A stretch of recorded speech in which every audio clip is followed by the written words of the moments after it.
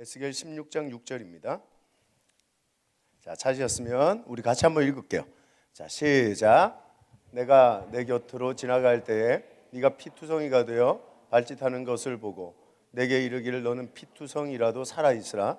다시 이르기를 너는 피투성이라도 살아있으라 하고, 이 말씀을 이렇게 보면서 하나님께서 우리를 향하신 첫 번째 주신 사명이 전 사는 것이라고 생각을 했어요.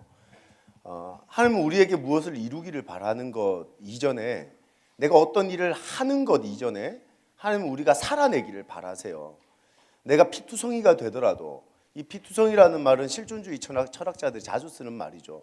내던져진 존재, 세상에 이렇게 우리 혼자, 사실 실존이란 게 그런 거잖아요. 경쟁 속에서 내가 내던져진 거잖아요. 누구도 날 도와주지 않는, 그게 아마 실존주의자들이 보는 인간의 내면적 그리고 본성의 모습이 아니었을까 생각을 하거든요. 근데 하나님은 이 세상에 우리가 피투성이가 되더라도 살아있으라. 근데 그 근거와 이유는 하나님이 우리를 도우시고 우리와 함께 하시기 때문에 우리는 살 수 있을 뿐만 아니라 살아내는 것을 우리의 삶의 목표로 해야 된다는 거죠. 여러분, 사회가 발전하면 발전할수록 사실 사람의 몸은 편해지거든요. 몸이 편해지면 마음이 병들 가능성이 굉장히 큽니다. 심리학자들이 20세기 말에 뭐라고 예언을 했냐면 21세기는 우울의 시대가 될 거다, 이렇게 얘기를 했거든요. 여러분, 우울함의 시대, 마음이 병든 시대가 될 거다 그랬는데 너무 정확하게 맞아 떨어진 거예요. 영혼이 병들고 마음이 병든 시대가 아마 지금의 시대라고 저는 생각을 해요. 여러분, 공동체에는 우울감을 가지고 있는 사람이 몇 프로인지 모르겠어요. 제가 설교학 논문을 준비를 하다가 예전에 한성교회에서 논문 설문을 한 적이 있었어요. 1000명 청년들을 대상으로. 근데 자살을 생각했다, 한 번이라도 생각해 본 적이 있다라는 아이가 1000명 중에 300명이 넘었고요. 그리고 자기는 실제로 지금 약을 먹으며 치료받아야 되는 우울증 증상을 가지고 있다. 그리고 약을 먹고 있는 아이들까지 합쳐서 180명 정도가 됐던 것 같아요. 여러분, 생각보다 많은 청년들이 이 우울감이라는 감정에 붙들려서 휘둘려지고 있는 것이죠. 되게 어려워해요. 되게 힘들어 하고요. 그러니까 OECD 국가들 가운데 우리나라가 뭐 자살률이 1위다 그런 말 많이 들어보셨죠. 근데 제가 조사를 해보니까 사회적 환경이나 요인에 의한 자살도 많지만 실제로 자살하는 사람들의 50% 이상이 우울증 때문이거든요. 이 우울증이라는 병이 우리나라의 자살률을 굉장히 높여주고 있는 건 좀 분명한 사실이라고 생각합니다. 계산을 해보면 우리나라는 하루 평균 40여 명이 자살하고 있고 지금도 1.9명이 자살한 거예요. 그렇게 많은 사람들이 매 시간마다 죽고 있죠. 왜 이렇게 자살이 유행처럼 번지나 보니까 아주 유명한 연예인들도 뭐 다른 나라들도 다 자살하지만 특별히 우리나라는 대통령까지도, 전직 대통령까지도 자살한 유일한 나라라고 저는 생각해요. 사실 전 세계적으로 전직 대통령이 자살한 나라는 흔치 않거든요. 없어요. 근데 이 나라가 그렇게 자살에 대해서 좀 마음의 연약함을 쉬쉬하는 게 없지 않아 있어요. 아예 그게 더 용기 있어 보이고 그게 더 있어 보인다는 생각을 하는 것 같은데 절대 그렇지 않아요. 하나님 우리에게 주신 사명은 이루는 것이 아니라 그랬죠? 살아내는 것이죠. 하나님이 주신 인생과 시간을 견뎌내고 살아내고 마지막 하나님을 만나는 거예요. 아멘이십니까? 열심히 살다가 주님을 만난 사람은 정말 복된 인생이라고 저는 생각을 하거든요. 여러분, 저는 오늘 이 자살에 대한 이야기를 사실은 저작년 여름부터 시작해서 가는 집회마다 꼭 한 타임을 넣어요. 왜 이 자살에 대한 부분 한 타임씩 넣냐 하면 뭐 제 책 제목도 죽지 마 청년아 이렇게 적었는데 저는 내 제자 3명이 하나님 앞에서 그렇게 죽는 걸 보고 맘먹었어요. 그래, 내가 목사로서 해야 되는 일은 살리는 거고, 살린다는 건 결정적인 순간에 하나님이 나를 그와 만나게 해주실 거다. 그 믿음과 그 소망을 가지고 사역을 하거든요. 그 지난주 중에도 우리 전도 축제 때 왔던 한 자매가 있어요. 31살 된 자매인데 그 자매가 전도 축제 때 설교를 막 듣는데 이 설교 도중에 그냥 오열을 하며 울어요. 그래서 그 자매를 모시고 온 권사님한테 제가 찾아갔죠. 자매가 어떤 사람이냐 그랬더니 자기 손녀딸이래요. 손녀딸인데 자기 아들, 그러니까 아들이 이혼을 하고 이혼한 아들에게 2명의 자녀가 있는데 하나는 남자, 하나는 그 자매였어요. 근데 이 엄마가 없는 자기 동생을 위해서 이 딸아이가 평생을 그냥 헌신한 거예요. 이 20대 초반에서부터 시작해서 돈을 벌면 동생을 위해서 한 거예요. 아버지는 술만 먹으면 막 횡패 부르니까 그 동생을 위해서 이 딸이 열심히 돈 벌어서 동생한테 쓰고 학비도 해주고. 근데 이 동생 아이가 자기가 원하는 삶을 살지 않는 거죠. 그 우울증이 탁 왔어요. 근데 막 그 죽고자 하는 그 죽음에 대한 마음이 사라지질 않는 거예요. 근데 그 아이에게 복음이 딱 들려졌는데 눈이 반짝반짝 빛나면 지금 6주째가 됐는데 한 주도 안 빠져요. 열심히 예배를 나오고 있거든요. 이유가 뭐냐 물었더니 소망이 있대요. 자기 마음에 한 번도 느껴보지 못한 시원한 바람이 불어오면서 마음속에 소망이 일어나는 게 느껴진다고 얘기를 하더라고요. 여러분 성경을 보면 욥이라는 사람이 환경적인 요인에 의해 자살을 생각합니다. 우울증이 오죠. 여러분 욥기 3장 마지막을 보면 그에게는 뭐라고 얘기해요? 나는 휴식도 없고 평안도 없다. 나에게는 오직 불안만 존재한다. 그렇게 얘기해요. 여러분 이게 얼마나 심각한 우울증 증상인 줄 아십니까? 사마리아 우물가의 여자, 일단 대인기피증이 있죠. 거기다가 굉장히 공격적 성향을 가지고 있었던 여자란 말이에요. 이게 우울증의 특징 중에 하나거든요. 사람이 우울하면 일단 수면을 잘 못 취해요. 그러니까 굉장히 공격적인 성향을 가지게 되고 사람 만나는 게 부담이 되거든요. 이 사마리아 우물가의 여자가 그런 공격적인 성향과 대인기피증 현상이 생기면서 우울증에서 아마 그 인생에 대한 회의가 느껴졌을 것 같아요. 그뿐만이 아니죠. 사울을 생각해 보세요. 사울은 비교의식과 열등감으로 우울증이 생겼던 것 같아요. 다윗이 죽인 자는 만만이다. 그리고 사울이 죽인 자는 천천히다. 백성들 중에 여자들이 이런 노래를 막 만들어서 불렀거든요. 그 얘기를 딱 듣는데 이 비교의식이 그 사람을 놔주질 않는 거예요. 나는 뭘 할 수 있나? 난 다윗에 비해서 잘하는 게 뭐가 있나? 저 17살짜리 꼬마아이는 골리앗을 죽였는데 사람들 앞에 칭송받는데 나라는 왕은 뭘 잘할 수 있나? 그 비교의식에 붙들린 사람이요 아주 철저하게 무너집니다. 괴물이 됩니다. 한 사람을 죽이고자 평생을 쫓아다니다가 왕의 자리에서 내려오고 쫓겨나고요. 그러면 정말 비참한 인생을 살게 되는 거죠. 그리고 마지막 그의 죽음이 자살입니다. 성경에 나오는 최초의 자살자가 사울이거든요. 엘리야라는 선지자를 생각해 보셨습니까? 하늘 문을 열고 닫았다 그러거든요. 여러분 기도 한 번에 하늘 문이 쫙 열리는 거예요. 그러면 얼마나 행복하겠어요. 진우 맞지? 아니니? 넌 이름이 뭐니? 진수 맞지? 엘리야 그런 사람이죠. 진수 형제가 만약에 그런 사람이었으면 진수 형제 뭐 우울할 게 뭐가 있겠어요. 하나님하고 교제하고 교통하고 내가 말하면 하나님 들어주시고. 여러분 자그만치 그 7년 정도 하늘문이 딱 닫혀져 3년 정도 하늘문이 닫혀져 있었는데 엘리야가 기도하니까 하늘문이 열리면서 비가 쏟아지잖아요. 여러분 그런 기도의 사람이 세상에 어디 있습니까? 근데 그가 로뎀나무 밑에서 뭐라고 얘기를 하냐면 죽고 싶어요 이러는 거예요. 사는 게 죽는 것보다 못해요 이러는 거예요. 여러분 영성과 상관없이 우울감은 찾아올 수 있어요. 이게 무슨 말인지 이해되죠? 내가 기도 많이 한다, 뭐 예배 잘 드린다 이것과 상관없이 내가 죽음에 대한 고민을 할 때가 있고 내게 어려움이 오고 문제가 찾아왔을 때 인생을 포기할까 생각할 수 있다는 거예요. 사실 욥을 생각해 보면 욥의 믿음이 1장에서 설명이 되잖아요. 그의 신앙은요 혹여라도 지었을 죄를 위해서라도 예배드렸던 사람이었어요. 맞잖아요, 그죠? 자녀들이 기억조차 하지 못하는 죄를 위해서 하나님 앞에 희생 제물을 드렸던 사람이 욥이었단 말이에요. 근데 그런 욥이 어느 날 전 재산을 날리는 거예요. 여러분 사람이 한평생 해오던 사업이 망했어요, 한순간. 그럼 충격적이거든요. 거기다가 10명의 자녀가 다 죽어버렸어요.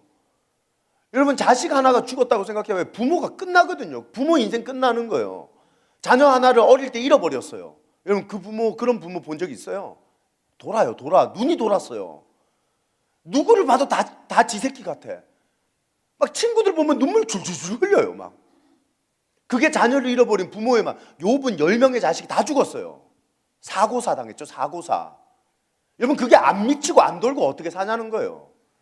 고난에 고난이 오면요, 아무리 건강한 자아를 가지고 있어도, 아무리 건강한 신앙을 가지고 있어도 나 저주받은 인생인가?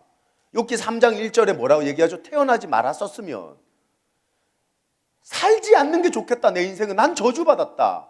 그런 고백을 욥이 막 하거든요. 그냥 여러분, 욥의 인생이 얼마나 우울했는지, 욥이 어떤 죽음을 생각하고 있었는지를 보여주는 장면이더라는 거죠. 여러분, 그래서 우리가 이 경쟁적 세상 속에서 살아갈 때 우리가 정말 건강하게 사는 방법은 매일마다 주님 앞에 나가는 거예요. 아멘이십니까? 매일마다 하나님 앞에 나가는 거예요. 그래야 하나님 그분의 위로를 들을 수 있어요. 하나님 그분의 은혜가 내게 임재되는 거죠. 제가 그 엘리야 열왕기상 19장 말씀을 보면서 진짜 놀라운 거 하나를 딱 발견을 했는데, 엘리야 얘기를 보면서 엘리야가 막 영적 우울감에 팍 붙들려 가지고 광야로 도망을 갑니다. 광야로 딱 도망을 가는데 그때 로뎀나무 아래에서 죽기를 간구하며 한숨 자요. 그래서 나는 그걸 재운 게 하나님이라고 생각해. 한숨을 이렇게 푹 자는데 그때 천사가 나타나요. 천사가 딱 나타나서 성경에 뭐라고 얘기를 하냐면, 위로하여 세임 주어 호렙산으로 가게 하는 거예요. 사명을 향해 걸어가게 하는 거예요. 그게 천사가 엘리야에게 위로해 준 힘의 능력이었거든요. 제가 그 말씀을 이렇게 읽으면서, 내가 목회를 이렇게 하면서 되게 힘든 적이 있었어요. 되게 어려운 적이, 마음 심적으로 너무너무 힘들어서 아침에 9시에 출근을 하면 9시 30분에 차를 몰고 진짜 경기도에 차 별로 없는 그런 길을 막 100km, 200km씩 막 밟아서 막 쫙 가요. 그냥 그걸 한 달 동안 한 적이 있어요. 너무 가슴이 답답하니까 그때 아내가 저한테 매일마다 했던 말이 뭐냐면, 여보, 당신 너무 잘하고 있고요. 여보, 당신은 내가 본 목회자 중에 가장 믿을 만한 사람이고요. 당신만큼 신뢰할 만한 목회자를 난 본 적이 없고, 당신은 무엇을 하든지 잘하실 거예요. 제가 그 아내의 말을 매일마다 들었어요. 매일마다. 근데 그 말이 들리겠어요? 잘 안 들리죠. 어느 날 그 말이 딱 들리는 거예요. 근데 열왕기상 19장을 읽다가 그런 느낌이 드는 거예요. 하나님이 나한테 엘리야의 천사를 내 아내로 붙여주신 거구나. 여러분, 우리는 천사를 만나야 살림이 생기는 거예요. 공동체가 왜 필요하냐 나한테 묻는다면, 형제가 형제의 천사가 되는 거예요. 그게 공동체예요. 어떤 리더가 정말 살 힘이 없고 살만한 가치가 없다고 여겨지는 누군가에게 전화 한번 했어요. 우연찮게. 그리고 그 형제와 그 자매와 대화를 하다가 당신이 얼마나 가치 있는 존재인지에 대한 이야기를 했는데, 이 아이 마음속에 죽음에 대한 생각이 사라지는 거예요. 여러분, 누가 천사죠? 우리 눈에 보이지 않는 영적인 존재가 천사가 아니라 공동체에 있는 한 사람 한 사람이 당신의 천사인 거예요. 아멘이세요? 이 공동체가 당신에게 얼마나 소중한 공동체인지를 아시겠어요? 여러분, 저는 청년 사역하면서 그런 아이들을 고백 많이 들어요. 목사님, 정말 죽고 싶어서 어떻게 죽을까를 연구하고 있었다는 거지. 근데 이 신방을 하는데 그래요. 내가 방요한이라는 전도사님이 그때 전화를 했대요. 그렇게 안 만나자 그러는데 그렇게 만나자 그러더래요. 그래요. 자기는 싫다고 굳고 싫다고 그러는데 이 전사님이 집까지 찾아왔다는 거예요. 원룸에 찾아와서 문을 막 두드리는데 전사님하고 대화를 하면서 자기의 그 우울한 감정과 생각과 죽음에 대한 많은 생각들이 사라지기 시작했다는 거예요. 축제 때 이 간증을 하는데요. 그 앞에 있는 전사님 그것도 뭣도 모르고 걔네 집에 찾아가서 라면 끓여 먹고 이러는 애가 막 감동을 받은 거예요. 그 전사님. 그래, 난 평생 이렇게 사역해야 되겠다. 제가 그래서 그 전사님한테 물었죠. 전사님, 왜 어떻게 무슨 마음으로 전화를 했냐? 그랬더니 아무런 생각이 없었대요. 그냥 전화를 했는데 걔가 너무 까칠하게 받으니까 너무 걱정이 돼서 집에 찾아간 것이고, 그러면서 걔가 하는 말이 뭐냐면, 그 박요한 전사님이 하는 말이 지금 목사님이 됐어요. 우리 교회 청년부 담당 목사님이시고요. 이 목사님이 뭐라 그러냐면, 목사님, 제가 어릴 때 아버님이 목사님이셨는데 아버님이 자기하고 엄마를 버렸다는 거예요. 목사님인데 그런 경우가 있나 봐요. 자기하고 엄마를 버렸다는 거예요. 엄마가 여전사를 하면서 정말 힘들게 살았대요. 아버지를 너무 미워했대요. 자기는 10대에 죽으려고 그랬대요. 자기의 그 죽음에 대한 감정은 이루 말로 할 수 없다는 거예요. 고백이 하나님이 내게 그런 청년들을 붙여주시는 것 같아요. 그리고 내게 그런 청년들을 살리게끔 인도해 주시는 것 같다는 고백을 하더라고요. 오늘 이 공동체에 저는 서로가 서로에게 천사가 되어지는 은혜가 있기를 바라요. 우리 옆에 있는 사람에게 한번 인사합시다. 당신은 내 천사입니다. 네, 당신은 내 천사입니다. 좋아요. 자, 이제 자살의 원인에 대한 이야기를 몇 가지 할게요. 왜 자살할까? 자, 첫 번째, 이런 오해 때문에 자살할 수 있다는 거예요. 자, 읽어봅시다. 첫 번째 오해, 시작. 왜 나만 고통을 당하는가? 여러분, 자살 예방 사이트에 제가 들어가서 게시판을 쭉 읽어봤더니요, 그 게시판이 정말 재밌어요. 중학교 1학년짜리 아이가 죽고 싶대요. 근데 왜 죽고 싶냐고 적어놨냐면, 남들은 다 아이폰 X를 가지고 있는데 자기는 뭐 갤럭시 뭘 쓴대요. 근데 애들이 다 비웃는데 엄마한테 아이폰 뭘 사달라고 그랬더니 엄마가 안 사준다 그랬대. 핸드폰 때문에 죽고 싶다는 아이가 있었어요. 여러분, 이런 데 한번 들어가 보셨어요? 자살 예방 사이트 같은데 안 가보셨어요? 그 들어가서 게시판 읽어보면 정말 재미있거든요. 또 이런 얘기가 있어요. 휴대폰 때문에 죽고 싶다는 아이가 있었고, 여기 있다. 20살 자매인데 20살 자매인데 죽고 싶대요. 왜 죽고 싶다는지 알아요? 충격받지 마요. 당신도 죽고 싶을 수 있어요. 왜 죽고 싶다 그랬을까? 20살 이 여자아이가 물만 먹는데 살이 찐대. 자기는 다이어트를 한다고 하는데 살이 찐대. 그래서 제가 댓글을 달고 싶었어요. 뭔가를 처먹기 때문에 살이 찌는 겁니다. 내가 안 먹으면 절대 살 안 찝니다. 여러분, 그 코끼리도 풀만 먹고 살찌는 거거든요. 여러분, 풀도 어마무지하게 많이 먹으면 쪄요. 그러니까 이 자매도 뭔가를 먹고 있는 건 분명한 거야. 자기가 뭐 모르는 사이에 입으로 뭔가를 계속 넣고 있는 거지. 그래서 이제 실제로 나만 당하는 고통이다. 나만 그 핸드폰이 없다. 나만 다이어트를 해도 살이 찐다. 나만 당하는 고통이다라는 생각은 정말 내 영혼을 불행하게 만듭니다. 여러분, 고린도전서 말씀 한번 보면요, 10장 13절 고린도전서 10장 13절 없나요 여기? 제가 한번 읽어드릴게요. 사람이 감당할 시험 밖에는 너희에게 당한 것이 없나니 오직 하나님은 미쁘사 너희가 감당치 못할 시험 당함을 허락하지 아니하시고 시험 당할 쯤에 또한 피할 길을 내사 너희로 능히 감당하게 하신다. 여러분, 사람이 감당할 시험 밖에는 없다. 이 고린도전서 10장 말씀을 보면 이게 실제로 무슨 뜻이냐면, 시험은 보편적인 거다 이 말이에요. 누구나 당하는 거다 이거예요. 100년 전에 조선 말기의 사람도 그 시험 당했고, 200년 전에 조선 중기의 사람도 그 시험 당했고, 500년 전에 조선 초기의 사람도 그 시험 당했다는 거예요. 너만 당하는 시험은 세상에 없다 이거예요. 그러면 사람은 내가 당하는 시험을 나만 당하는 시험이라고 착각하는데 아니에요. 나도 어려우면 옆에 사람도 그것 때문에 어려워요. 내가 힘들면 옆에 사람도 언젠가 그 문제 때문에 힘든 경우가 올 거라는 거죠. 그래서 나만 당하는 시험은 세상에 없어요. 나만 당하는 고통도 세상에 없는 거예요. 두 번째 오해 한번 읽어볼까요? 자, 시작. 자살하면 고통에서 벗어날 수 있다. 여러분, 죽으면 고통에서 벗어날 수 있나요? 그렇게 생각하세요? 나 죽으면 된다. 여러분, 이거 하나 생각해야 돼. 나 죽으면 나보다 더 고통스러워하는 사람들이 생겨요. 내가 정말 사랑하고 나를 사랑해줬던 사람들이 내가 자살함으로 말미암아, 죽음으로 말미암아 그들의 인생이 지옥 같은 인생으로 변화된다는 걸 알아야 돼요. 여러분, 내가 그렇게 죽어나가면 내 부모는요, 나를 사랑했던 수많은 사람들은요, 평생의 짐이에요. 평생에 여기에 새겨야 되는 아픔이에요.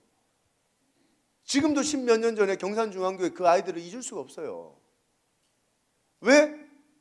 샤워를 하고 나와서 왜 목을 맸는지. 난 그게 이해가 안 돼요. 왜 술을 먹고 전신주로 차를 몰아서 죽었는지. 그래서 난 잘 이해가 안 돼. 여기가 계속 남아있는 거예요. 상진이의 얼굴이, 수연이의 얼굴이 다 기억나요. 그 아이들의 웃음과 그 아이들과의 상담이, 그 아이들과의 커피 마심이, 그 아이들과 학교에서 만났던 그 모습들이. 근데 그 아이들이 제 옆에 없어요. 제가 그런데 그 아이들의 부모는 어떻겠어요? 그 아이들의 삶을 정말 사랑했던 주변에 있는 사람들의 고통은 어떻겠어요? 자살하면 고통이 사라져요? 나는 없어진다고 생각하지만 나를 통해 수많은 사람들이 고통스러워한다는 건 꼭 기억하셔야 돼요. 그것도 잘못된 생각이라는 거죠. 세 번째 오해 한번 읽어봅시다. 자, 시작.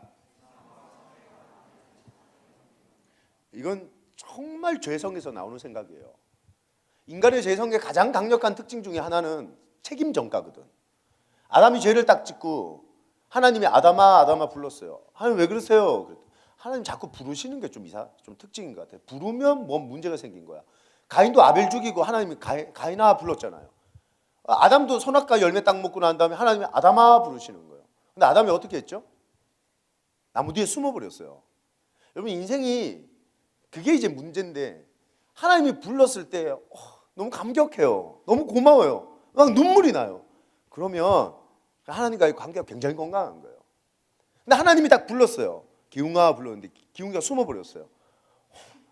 기웅이 찾아봐라 막 이러면서 이 새끼 장난하나 이러면서 막 숨는 거예요. 그러면 부끄러운 거거든요. 하나님한테 하나님 왜 그러세요? 그랬어요. 그랬더니 야, 너 내가 먹지 말라고 한 선악의 열매를 먹었니? 그러는 거예요. 하나님 뭐라 그러시죠? 아담이 예 그래요. 왜 먹었냐? 그랬더니 아담이 뭐라 그러죠? 하나님이 내게 주신 그 여자가 내게 먹으라 그랬다는 거예요. 여러분 인간이 죄를 짓고 가장 먼저 죄에 대한 반응을 드러내기 시작한 게 책임 전가거든요. 내 책임 없다는 거예요. 난 잘못한 게 없다는 거예요. 사회에 불만을 가진 수많은 사람들이 자신의 잘못을 말하지 않아요. 난 보수냐 진보냐 이런 거 좋아하지 않는데, 왜냐하면 자꾸 갈라놓으니까. 근데 진보주의자들의 성향이 참 안타까운 것 중에 하나가 뭐냐 하면 남에 대한 비판은 막 하는데 자기도 그 삶을 살고 있는 거죠. 기독교의 목사들이 욕먹는 게 그런 거예요. 강단에서 누군가를 향해서 막 얘기하는 것 같은데 자기도 그렇게 사니까 더 강력한 욕을 먹는 거지. 막 하나님 없다 그러고 막 개독교라 그러고. 여러분 진보주의자들이 그렇잖아요. 막 욕했는데 막상 까보니까 걔들이 그렇게 사는 거예요. 좀 안타까움이 있어요. 우리가 누군가를 비판하는 것만큼 내가 열심히 살아내면 정말 인격적으로 추앙받는 사람 되고 존경받는 사람 될 텐데, 그래서 누군가를 비판하기 전에 당신 비판할 줄 아는 사람이 되는 게 건강한 거죠. 아멘이세요? 여러분 우리가 누군가에게 책임을 전가한다는 건 사실은 되게 무서운 죄의 영향력 아래 내가 속해 있다는 거거든요. 다 사회 때문이고 저 사람 때문이고 우리 엄마 아빠 때문이고, 나는 아무런 잘못이 없었는데 난 열심히 살려고 했는데 난 최선을 다했는데 세상이 날 죽음으로 내몬다는 거예요. 대부분 이렇게 말을 하고 죽거든요. 아니에요. 그 안으로 들어가 보면 99.999%는 자기에게 책임이 있어요. 여러분 힘든 세상이지만 그 속에서도 정상의 길을 걸어가는 사람들이 있거든요. 그들이 노력했던 것만큼 그가 노력했다면 그런 말 하지는 않을 수 있을 거예요.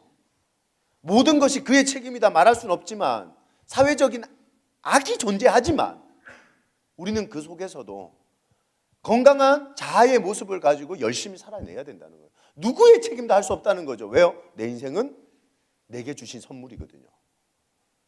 내게 주신 이 시간이라는 것, 하나님께서 내게 허락하신 특별한 선물이거든요. 이것들을 잘 활용하지 못하는 것 자체가 우리에겐 누구에게도 책임을 전가하지 못하는 증거라는 거죠. 여러분 욥이라는 사람이 자살할 이유를 찾는다면 얼마나 자살할 이유가 많았겠어요. 근데 욥이 죽어요 안 죽어요? 포기해요 안 해요? 안 하거든요. 여러분 제가 그래서 하나님 믿어야 된다는 생각을 하는 거예요. 하나님 믿으면 고난도 복으로 바꾸는 게 성도예요. 힘듦도 기쁨으로 바꾸고 눈물도 웃음으로 바꿀 줄 아는 게 성도예요. 그게 하나님 믿는 사람의 능력이거든요. 여러분 카타콤 초대교회 교인들이 카타콤으로 들어가죠. 네로 황제가 막 로마에 불 지르고 난 다음에 이거 누가 질렀냐? 사람들이 막 묻는데 황제라는 사람이 내가 불질러서 이렇게 말 못하잖아요. 누구한테 다 떠넘기냐 하면 로마 시내에 있는 기독교인들이 불질렀다 그러거든요. 방화범이라 그러거든요. 그때부터 막 기독교에 대단한 핍박이 오는 거예요. 저 자식들이 우리 죽이려고 불질렀다 이거예요. 예수 믿는 사람 다 잡아서 죽이는 거예요. 그때 기독교인들이, 초대교인들이 땅굴을 파서 들어가요. 어떤 아이는 태어나면서 땅굴에서 죽을 때까지 땅굴에 있었다 그래요. 태양이란 걸 본 적이 없대요. 햇볕이란 걸 본 적이 없대요. 그게 초대교회 사람들의 고난이고 고통이었어요. 그럼 카타콤에 웃음이 있었을까요? 없었을까요? 행복이 있었을까요? 없었을까요? 그 속에서 정말 천국의 예배가 이루어져요. 놀라운 예배가 이루어지는 거예요. 잊지 마세요. 어떤 고난의 현장이라도 하나님이 함께하는 현장은 천국이 될 수 있어요. 아멘이십니까? 그 찬송가의 가사에 내 영혼이 은총 입어 중한재진 벗고 보니 그 어디나 하늘나라 그러잖아요. 그 어디나 하늘나라. 그 뭐예요? 하나님 믿으면 고통이 없다, 고난이 없다 이런 말 하는 게 아니에요. 고난의 현장에 사망의 음침한 골짜기를 걸어가는데 다윗이 목자 되신 하나님과 같이 갔는데 사망의 음침한 골짜기가 천국이 되는 거예요. 하늘나라가 되는 거예요. 그게 성도의 삶의 다른 점이거든요. 여러분 삶의 시대마다 시기마다 격동기가 있고 어려움이 찾아오겠지만 우리가 그때마다 정말 믿음 붙들고 하나님 바라보며 사는 그런 성도들이 되셨으면 좋겠어요. 자, 이 자살에 대한 성경의 대답 몇 가지만 알아볼게요. 자살에 대한 성경의 대답. 가장 먼저는 이 자살에 대한 다른 이제 철학자들의 이야기를 좀 봤으면 좋겠는데, 먼저는 스토아나 에피크로스 철학자들의 자살에 대한 변호예요. 뭐라고 얘기를 하냐면 삶의 구속으로부터의 용기 있는 탈출이다 그랬어요. 자살이라는 걸 용기의 행위라. 생명을 끊는 건 고통스러운 삶의 현장에서 용기 있는 탈출구를 찾는 행위였다고 얘기를 하는 것이죠. 그러면 이 자살을 옹호하는 거예요? 자살을 반대하는 거예요? 자살을 옹호하고 있죠. 당신 정말 용기 있는 행동을 한 거다. 그러면 안 돼요. 여러분 어떤 경우에도 사람을 살리는 게 잘하는 거예요. 교회가 좋은 것, 하나님이 좋은 건 죽어있던 나사로를 살렸기 때문이에요. 이거 굉장히 중요합니다. 어떤 경우에도 죽이는 공동체가 있다면 그 공동체는 쓸모없는 공동체예요. 예수님은 살리기 위해서 오셨죠. 죽이기 위해 오시지 않았어요. 하나님 이 세상에 생기를 불어넣으셨죠. 하나님 이 세상에 죽음의 그림자를 들이시지 않았어요. 그럼 그 죽음의 그림자 누가 만든 거예요? 아담과 하와 인간의 죄짐이 이 세상에 죽음을 몰아들인 거예요. 이게 무서운 거죠. 하나님은 살리는데 우리는 죽이는 거예요. 하나님은 회복시키는데 우리는 무너뜨리는 거예요. 공동체도 마찬가지예요. 하나님이 이 공동체의 주인 되시면 공동체는 살아나요. 아멘. 근데 사람이 주인 되면 공동체는 죽기 시작하는 거예요. 어떤 경우에서도 하나님을 찬양하세요. 아무리 탁월한 리더가 이 공동체의 리더고 지도자라 해도 이 공동체의 지도자는 하나님이신 거예요. 할렐루야. 그러면 그 공동체는 살리는 공동체가 되고 살아나는 공동체가 될 수 있는 거죠. 여러분 삶의 구속으로부터 용기 있는 탈출, 헛소리 하지 말라 그랬어요. 힌두교나 불교에서 뭐라고 얘기를 할까요? 힌두교나 불교에서 여러분 자살, 특별히 불교의 내세관이나 어떤 그 사후세계의 이야기를 이렇게 여러분 쭉 보시잖아요. 작년에 막 데이트 쳤던 영화 기억 안 나요? 신과 함께. 그게 사실 불교적 세계관으로 만든 영화잖아요. 뭐 합니까? 죽고 난 사람이 7개의 지옥을 맛보고 잘한 사람은 다시 개든 사람이든 환생하는 거죠. 불교의 내세관은 결국 윤회설이거든요. 윤회설이라는 건 뭐예요? 내가 자살하면 영원한 심판, 영원한 죽음에 가 있지는 않는다는 거예요. 내가 의롭게만 살았어도 다시 태어날 수 있는 가능성이 있다는 거죠. 그건 곧 자살에 대한 문이 열려져 있는 거예요. 상관없어. 소중하지 않아. 근데 우리 기독교 세계관은 원이에요? 선이에요? 우린 선이거든요. 선은 처음과 끝이 있는 거예요. 여기서부터 선을 그으면 처음에 선이 시작되고 마지막에 선이 끝나요. 이 선의 시작이 알파, 선의 마지막이 오메가. 나는 알파와 오메가다. 이 말은 무슨 뜻이죠? 나는 역사의 시작이며 역사의 마지막이다. 주님이 그 말씀하시는 거예요. 내가 이 세상을 창조했고 내가 이 세상을 심판할 거다. 내가 주인이다. 그 말씀을 알파와 오메가 속에 담고 있는 것이죠. 기독교는 한 번 살면 두 번 다시 그 삶을 살지 못해요. 여러분, 내가 기다리던 버스가 그냥 지나갔어요. 그럼 뭐 한 5분쯤 있으면 그 버스 또 오잖아요. 버스는 기다리면 돼. 지하철도 기다리면 돼. 택시도 기다리면 돼. 근데 인생은 한 번 지나가면 끝이야. 2018년에 이 여름 수련회는 또 와, 안 와? 평생 오지 않아. 내가 죽고 난 이후에도 여러분, 불교나 힌두교 사람들은 다시 이 수련회에 올 수 있겠지, 이런 수련회에. 아니, 이거 평생에 한 번, 일생에 한 번 다시는 오지 않는 소중한 추억인 거야, 이제. 이걸 놓친 사람은 얼마나 아쉽겠어요.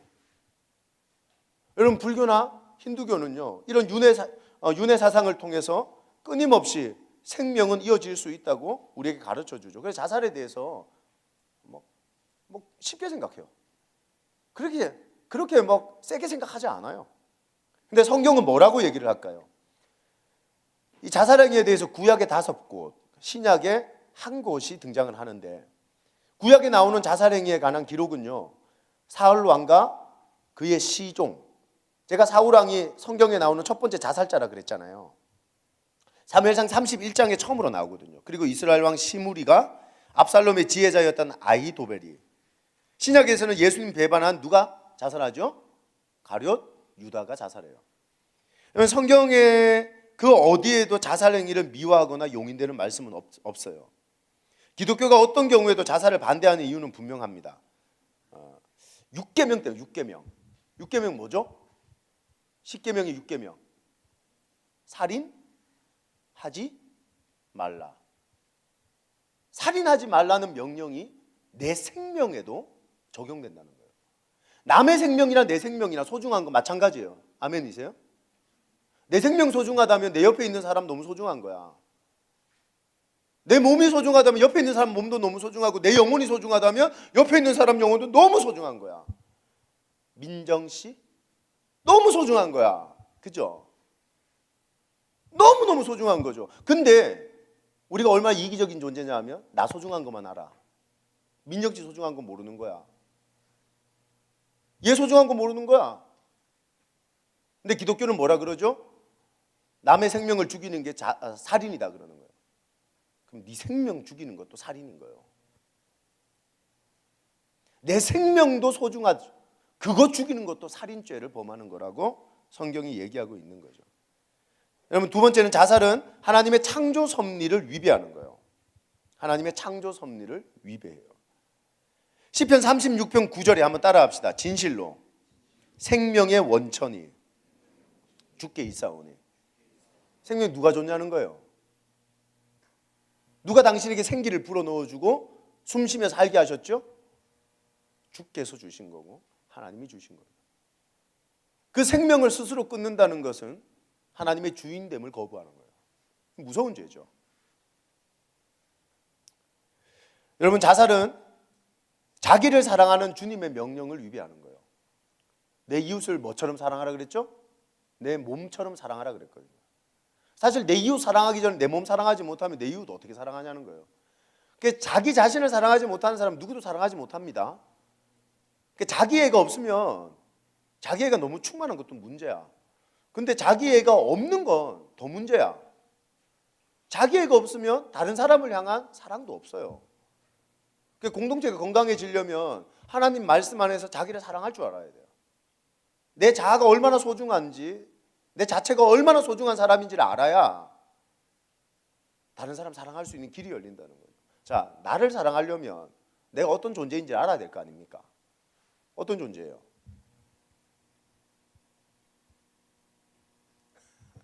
하나님, 당신은 어떻게 생각할까요? 딱 생각나는 거 있잖아요. 제 이름 써서 할게요. 권기웅 이꼴 예수님이에요. 이 방정식이 성립되는 건 알죠? 왜 내가 예수님과 이 꼴이냐 하면 날 살리기 위해 아들 예수를 죽였으니까요. 맞바꾼 거예요. 하나님이 나를 얼만큼 사랑했냐? 에이, 거짓말 하지 말아요. 나는 공부도 못했는데, 난 잘난 것도 없는데, 난 키 170밖에 안 되는데, 난 이것밖에 안 되는데 하나님 정말 나 사랑했어요. 내가 그거 어떻게 알아요? 사랑은 표현인데 하나님 나한테 언제 표현하셨는데?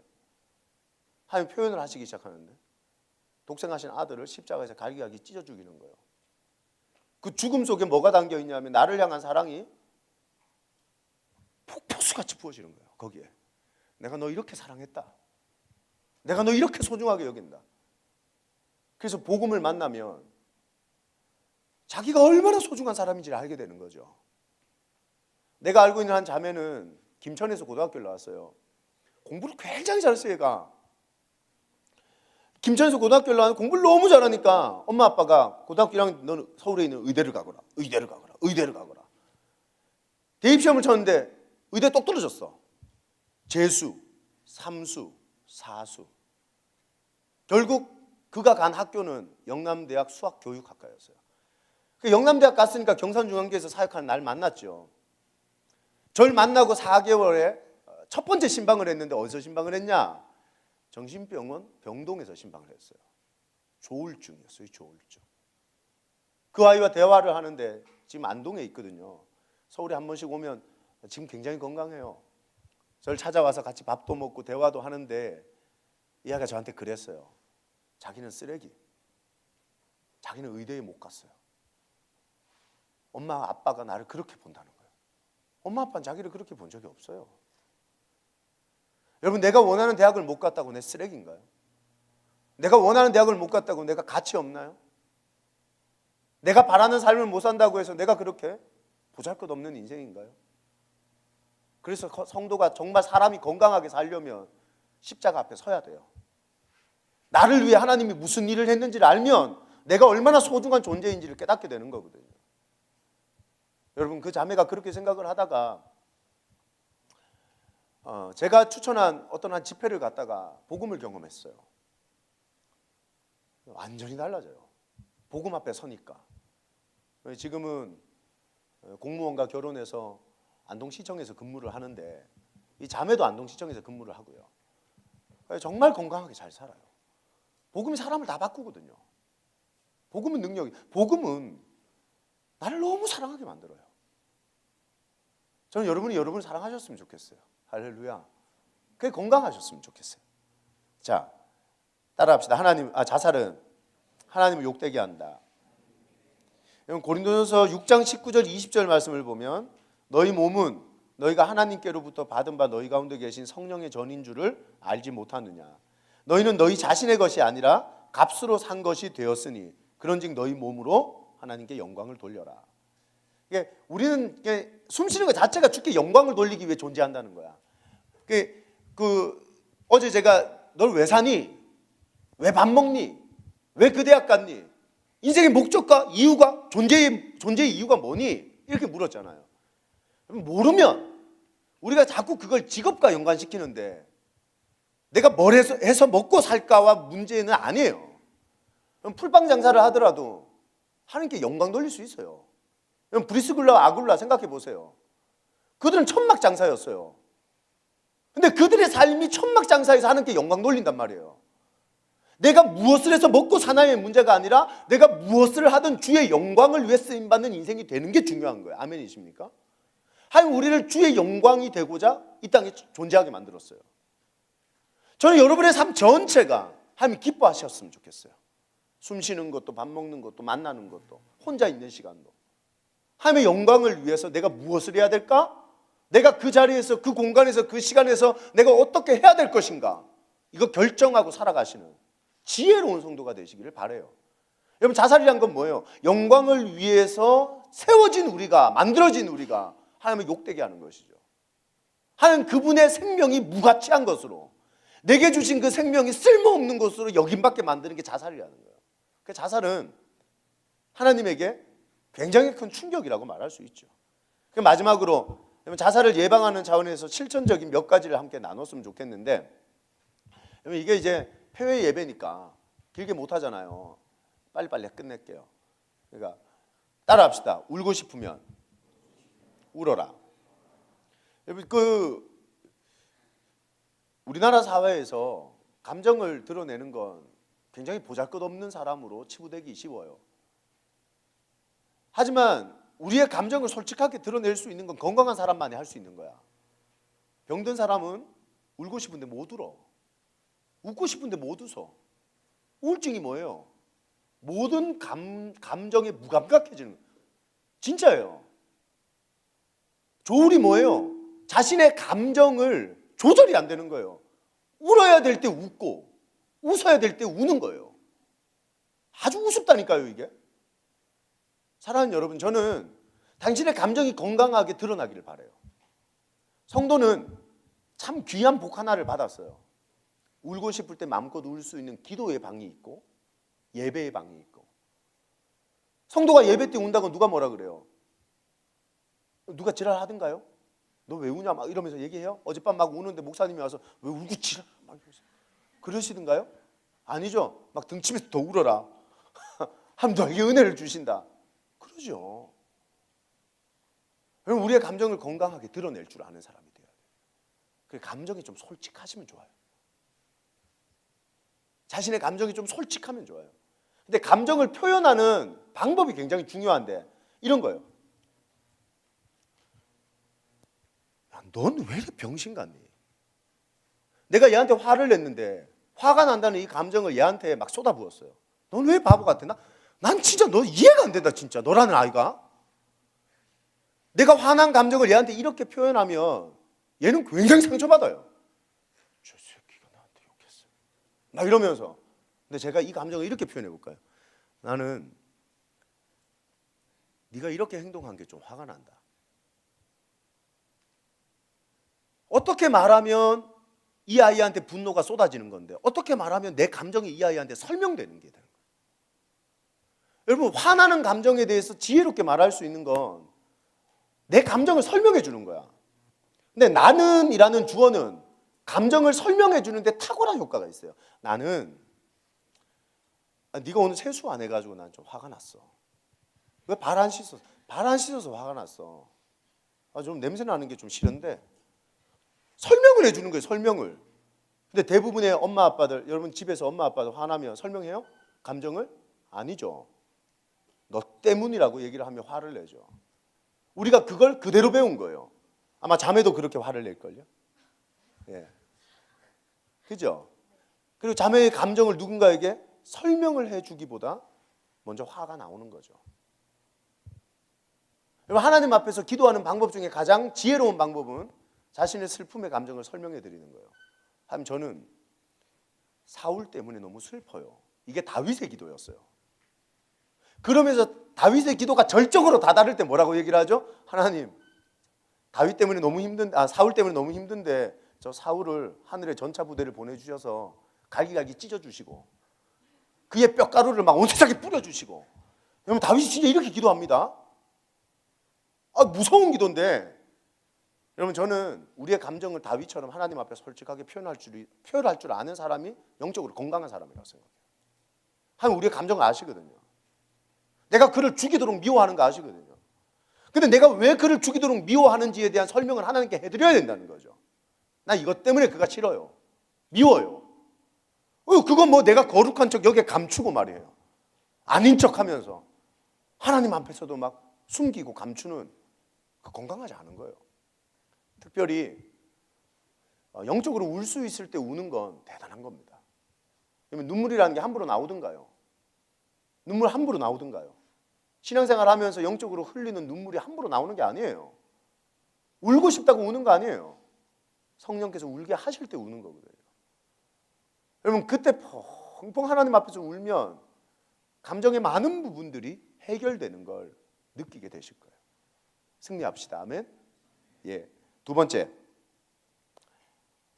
따라합시다. 어려울 때 진짜 구원자를 찾아라. 어려울 때 진짜 구원자를 찾아라. 지금 이 말은 우리의 진짜 구원자가 사람이 아닌 하나님이라는 얘기를 하고 있는 거예요. 그 이사야 그 모사자다 이 말씀 나오는데 우리 주님은 위대한 카운셀러가 되세요. 위대한 상담자세요. 왜 주님이 위대한 상담자고 내가 내담자가 돼야 되냐면 주님이 우리를 만드셨거든요. 가장 위대한 상담자는 나를 아는 사람이에요. 나를 볼 줄 아는 사람이죠.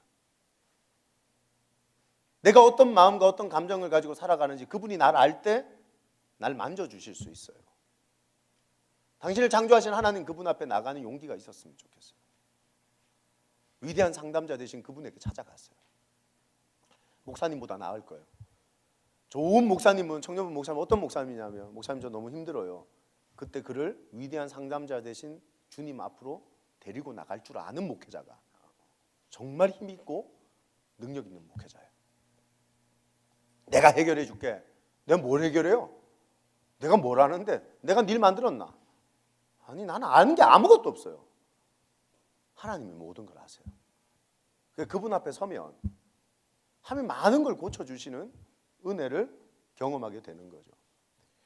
여러분 사실 우리가 어떤 어려움이 왔을 때 인생은 다 찢어지잖아요. 제가 이성교제를 하는 청년 형제자매들을 많이 만나잖아요. 그게 형제자매 이성교제를 하면요, 이 이성교제는 붙는 거거든요. 이렇게 다 종이와 종이가 붙는 거란 말이에요. 근데 이성교제를 하다가 헤어졌어요. 헤어지니까 떨어지는 거예요. 종이와 종이가 만나 붙었다가 쫙 떨어질 때 깨끗하게 떨어지는 경우는 전혀 없어. 맞죠? 여러분 종이와 종이를 붙여봤어요? 떼봤어요? 더럽게 떨어지죠. 갈기갈기 찢어지는 쪽이 약한 쪽이거든요. 형제와 자매 중에 누가 약할까요? 자매가 많이 약해요. 유리 같거든. 우리 자매님들은 많이 찢어져요. 많이 상처나요. 여러분 우리가 세상을 사는데 종이 같은 거예요. 그래서 제 종이 한 장 달라고. 여기 있다. 이 종이 같은 우리 인생이 어딘가 단단한 물건에 붙어 있으면 스크래치는 날지언정 찢어지지 않거든요. 그거 아시죠? 아무리 갖다 해도 찢어지지 않거든요. 깃배가 얼마나 세냐에 따라 달라질 수 있어요. 근데 종이만 딱 둬봐요. 똑같은 힘을 가하면 안 찢어지죠? 구멍 조금 났어요. 여기. 똑같은 힘을 가하면 찢겨지는 거예요. 인생은. 이게 결국 인생이 붙어야 될 곳은 하나님이에요. 근데 우리가 착각을 하는데 돈이 좀 단단하다는 거예요. 그래서 사람이 자꾸 돈한테 붙는 거예요. 이렇게. 근데 어느 날 돈도 날 떠나. 내가 저 사람하고 같이 있으면 나 세질 거야. 그래서 그 사람한테 붙는단 말이에요. 근데 그 사람도 언젠가 죽고 날 떠나는 날이 있어요. 근데 우리 아버지가 그랬거든요. 나 우리 아버지 너무 좋았거든. 대학 2학년 때 막 아버지 나 차 한 대 사줘. 차 막 사주셨어요. 우리 아버지가. 내 뭐 할 줄 아는 게 아무것도. 나 아버지가 너무 좋았는데 우리 아버지가 31살 돌아가셨어요.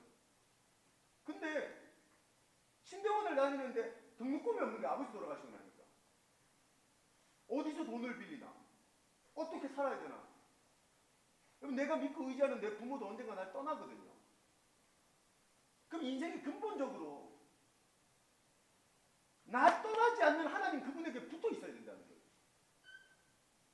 우리를 상담할 줄 아는 분도 이렇게 능력 있는 분이어야 되지 않냐는 거예요. 날 만드시고 날 아시는 분이어야 되지 않냐는 거예요. 여러분 우리가 뭐 술 마시고 사람한테 찾아가서 뭐 내 인생이 어쩌고 저쩌고 그 사람 인생도 죽을 똥이야. 내 말 틀렸나요? 그 사람도 지금 지난 주일날 한 자매가 그러잖아요. 막 펑펑 울더라고.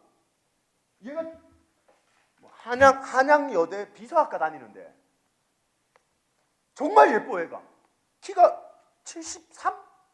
나보다 좀 크더라고요. 너 우리 교회 나오지 마라 내가. 우리 교회는 큰 애들은 못 오는 교회다 내가 막 그러면서 너무 예쁜 거예요 애가. 그래서 야 자매는 참 예쁘게 생겼네요. 이 말을 했더니 얘가 막 우는 거예요. 그냥 자매 왜 울어요 내가. 목사님 마음이 너무 힘들대요. 며칠 동안 친구들이 자기한테 와가지고 상담을 자꾸 요청을 하는데 얘기를 들었는데 뭐냐면 친구 한 명은 교수님한테 성폭행 당했고 또 누구는 또 뭐라 그러고 또 뭐. 근데 얘가 그 얘기를 딱 듣고 받아들일 수 있는 힘이 없는 거예요. 자기 속에 막 이걸 감당할 수 있는 힘이 없는 거야. 그 얘기를 들어준 얘는 자기도 막 감당이 안 되니까 눈물이 나는데 얘들을 어떻게 도와줄 수 있냐고 나한테 막 고민을 얘기하더라고. 그래서 제가 그랬어요. 자매가 참 약하고 부족한 사람이라는 걸 자매가 알고 있구나. 자매가 정말 좋은 상담자가 되려면 그들을 깨지지 않는 하나님께로 인도할 줄 아는 사람이 되면 돼. 거기까지야 우리는 그것만 할 수 있는 거야. 저는 이번 수련회 통해서 당신의 위대한 상담자가 평생의 하나님이기로 결정하는 시간이 됐으면 좋겠어요. 아멘이십니까? 그러면 그래서 하나님 그분에게 당신의 인생과 당신의 감정을 설명해 드리세요. 하나님이 듣지 않는 건 없고 이해하지 못하는 나는 없어요. 사람들에게 내 얘기를 하면 내 얘기를 이해해 주지 못하는 사람들 꽤 만났죠. 나를 이해하지 못하는 사람들을 만나면 내가 얘기를 하면 내가 우스갯거리가 된다니까요. 하나님은 어떤 거라도 다 이해해 주세요. 제가 청년사역하면서 우리 자매님들 계셔서 제가 정말 우스운 상담, 제 마음으로 왜 저런 걸 나한테 얘기를 하지? 이런 상담 내가 몇 가지 받았거든요. 그중에 첫 번째가 난 정말 이건 여러분 뭐 이런 상담들은 다들 많이 했지만 저는 그 상담이 제일 웃겼어요. 내가 왜 대학에 떨어졌습니까? 공부 안 했으니까 떨어졌지. 내 말 틀렸나요? 근데 그걸 포장해서 얘기해 준다고 너무 힘들었어요. 네가 왜 대학에 떨어졌냐 하면 그 애가 상처받지 않게 얘기해 주려고. 정말 또 이해되지 않는 상담 또 우리 또 자매님들 계셔가지고 이게 좀 얘기하고. 우리 자매님 한 분이 찾아와가지고 저한테 그래요. 2달 동안 생리를 안 하는데 내가 왜 생리를 안 합니까? 나한테 이러는 거예요. 아니 내가 그걸 어떻게 합니까? 난 진짜 나 할 말이 없었어요. 내가 자매님 저 병원에 가보셔야 되지 않나? 여러분 제가 참 근데 그 자매가 제가 그렇게 얘기를 하면 자기에게는 너무너무 힘든 문제인데 그렇게 얘기하면 어떻겠어요? 그러면 안 되죠. 근데 저는 그때 어떤 사람이든 하나님께로 인도할 줄 아는 목회자가 되면 되겠다. 자신의 삶에 대한 이야기를 하고 고민에 대한 이야기를 하고 감정에 대한 이야기를 할 수 있는 그런 사람이면 좋겠다. 저는 우리 리더들이 그랬으면 좋겠어요. 아멘. 해결해 줄 수 있는 게 없어요. 하지만 하나님 그분은 해결해 주실 수 있어요. 그리고 세 번째 한번 읽어봅시다. 시작. 우울증을 반드시 치료해라. 우울증은 영혼의 감기거든요. 여러분 감기 걸렸는데 교회 와서 기도받는 사람 더러운 감기의 귀신이 나한테 붙어가지고 내 감기 걸렸습니다. 이렇게 말하는 종교가 있어요. 성락교회라고 들어보셨어요? 김기동 베레아 귀신론. 거긴 감기 걸려서 교회 가면 담임 목사님이 안수해줘요. 귀신 막이 떠나가라고. 이제 웃긴 교회예요. 그 이단이지 이단. 모든 것을 영적인 것으로 다 해석하는 거예요. 여러분 감기는 병원 가서 주사 한 방 맞고 약 먹으면 기도 안 받아도 나아요. 한 4일쯤 지나면 벌떡 일어나. 감기 걸린 게 부끄럽나요? 자매, 감기 걸린 게 부끄럽나요? 예, 아니죠. 너 왜 교회 안 왔어? 그럼 나 오늘 감기가 너무 심해. 안 부끄럽잖아요. 근데 왜 마음의 우울증, 마음의 감기는 그래 부끄러워하는지 모르겠어요. 감기인데요, 뭐. 콜록콜록. 내가 감기 걸린 게 부끄러운 사람은 없는 것처럼 내 마음이 감기 걸렸는데 그걸 왜 부끄러워해요? 병원 가서 치료받고 약 먹어야죠. 그러면 되는 거거든요. 근데 이 우울증에 영적인 우울증이 있다는 거예요. 상황에 의한 욕과 같은 우울증. 이건 사실 약으로 해결이 될 수 있거든요. 상담으로 해결이 될 수 있거든요. 근데 일반 정신의학과에서는 취급하지 않는 우울증이 하나 있는데 죄로 인한 우울증이에요. 죄로 인한 우울증. 아까 전에 그 사마리아 우물가의 여자는 환경과 상황과 고난에 의한 우울증이 아니거든요. 그 여자한테 남편이 6 있었어요. 흔히 그 여자 주변에 있는 사람들이 그 여자를 보고 뭐라고 얘기했을까요? 우리나라 표현으로 따지면 이 환양년 그랬어요. 서방 뺏어가는 년 그랬단 말이에요. 죄로 말미암는 죄의식이 깊어지면 우울증이 와요. 그건 사단이 하는 거거든요. 근데 이건 지혜롭게 영적 지도자들이 구분할 줄 알아야 돼요. 약으로 치료하느냐, 영적으로 치료하느냐, 이런 것들이 병행되어서 교회 안에 이런 치유 사역이 일어나야 된다는 거죠, 실제적으로. 여러분, 어떤 교회는요, 이런 우울증들을 치료한다는 명목하에 다 영적인 것으로 치부하고 기도만 하거든요. 막 안찰하고 때리고 기도원에서 죽는 이유가 그런 거거든요. 근데 요즘 건강한 치유 사역자들은 무조건 때리지 않아요. 무조건 안수하지 않아요. 무조건 기도하지 않아요. 금식만 하라 그러지 않아요. 건강한 치유 사역자들은 그들이 치료받아야 될 것들이 있고 기도받아야 될 것들이 있다는 걸 구분하죠. 그래야 돼요. 그래야 돼요. 오늘 우리 공동체 가운데도 아픈 사람들이 있으면요, 건강하게 치료받으면서 기도도 받으시고, 그리고 치료받는 걸 부끄러워하지 마세요. 부끄러워하지 마세요. 누구나가 다 상담받을 수 있고 마음 아플 수 있어요. 그게 뭐가 부끄럽고, 정신병원 다닌다며? 그게 무슨 말입니까 이게? 여러분, 그게 왜요? 자매 내과 다닌다며? 이게 부끄럽지는 않잖아요. 내 다리가 부러져가지고 자매 외과 갔다며? 오! 이러지 않는단 말이에요. 같은 거예요. 마음도 내 육체의 일부분, 내 몸의 일부분이에요. 그래서 이제 의학계에서도 사실 의학이라는 그 학문이 과학이잖아요. 과학. 여기 의사 되실 분 계신가요? 없나요? 의학이라는 학문이 과학이잖아요. 과학에서는 보이지 않는 걸 증명할 수가 없거든요. 설명할 수 없는 것들은 믿질 않아요. 근데 이제 1900년도 후 이제 중반 1960년도부터 용어가 달라지기 시작해요. 신경성 위장병 이래요. 여러분, 원래 신경성이라는 말은 의학계에 없었어요. 궤양이면 궤양이지 신경성 궤양은 뭐예요? 증명할 수 없는 건 말하지 않았단 말이에요. 근데 이제 의학계에서 보이지 않는 것들을 말하기 시작해요. 왜냐하면 해결이 안 되거든. 그래서 해결이 안 되는 모든 건 다 신경성이야. 맞죠? 그죠? 그들이 설명하지 못하는 건 다 신경성이야. 맞죠? 과학이라는 의학도요, 이제 사람의 마음을 보기 시작해요. 이거 봐야 돼요. 치료해야 될 것들이죠. 몸이 마음에 얼마나 많은 영향을 받는데요. 여기에 근심이 생겼어요. 소화돼야 안 돼요. 방구 불불 나온다? 소화가 안 돼. 배가 아파. 잠 와요, 안 와요? 안 와요. 마음에 영향을 받는 육신이란 말이에요. 그럼 마음의 감기를 고쳐야 돼요, 안 고쳐야 돼요? 고쳐야죠. 부끄러워하지 말아요. 그리고 그걸 이야기할 수 있는 공동체의 분위기가 돼야 돼요. 난 마음이 좀 아파요. 그리고 그 얘기 듣고 막 제 마음이 아프고 제 정신과 다닌대. 정말 성숙하지 못한 공동체다. 서로가 품고 천사가 돼주기로 작정해야지. 내가 네 천사가 돼줄게. 아멘? 그래서 공동체가 필요한 것이라니까요.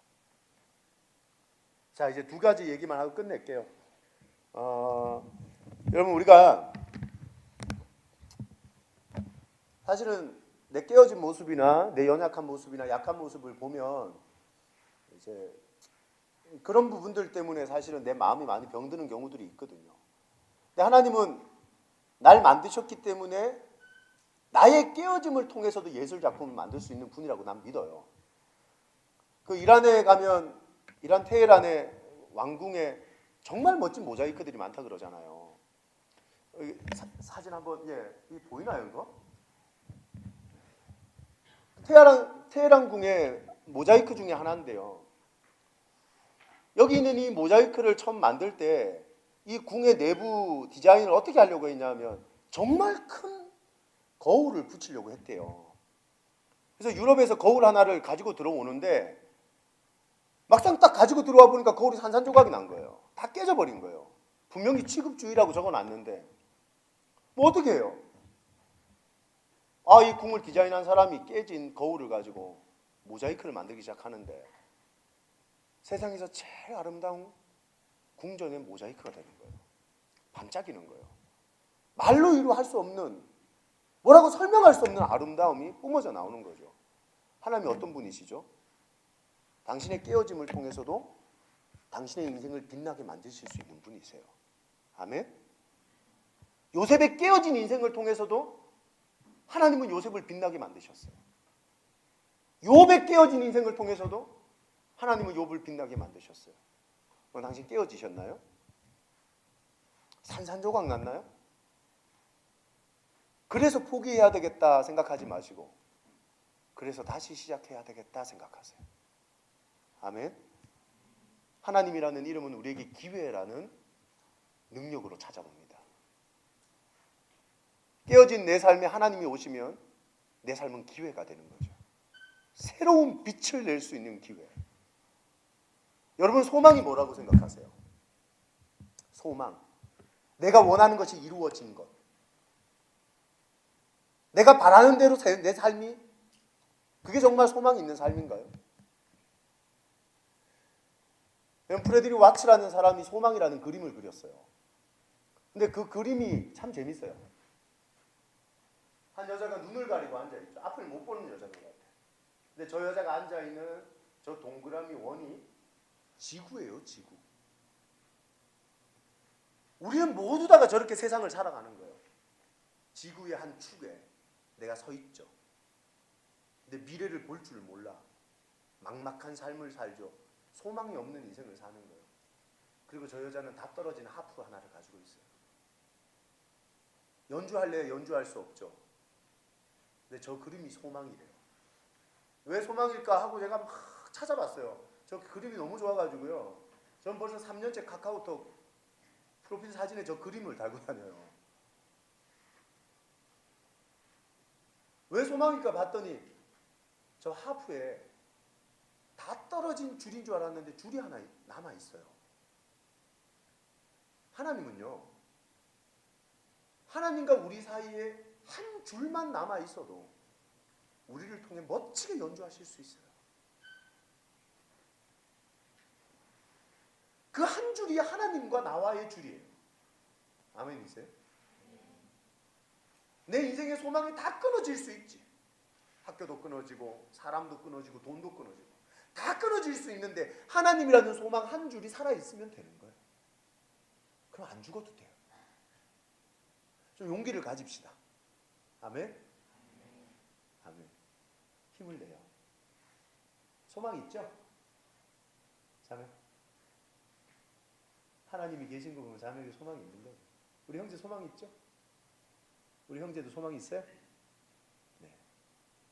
소망을 가지고 살아내는 피투성이가 되어도 살아내시는 여러분이 되시기를 주님의 이름으로 소망합니다.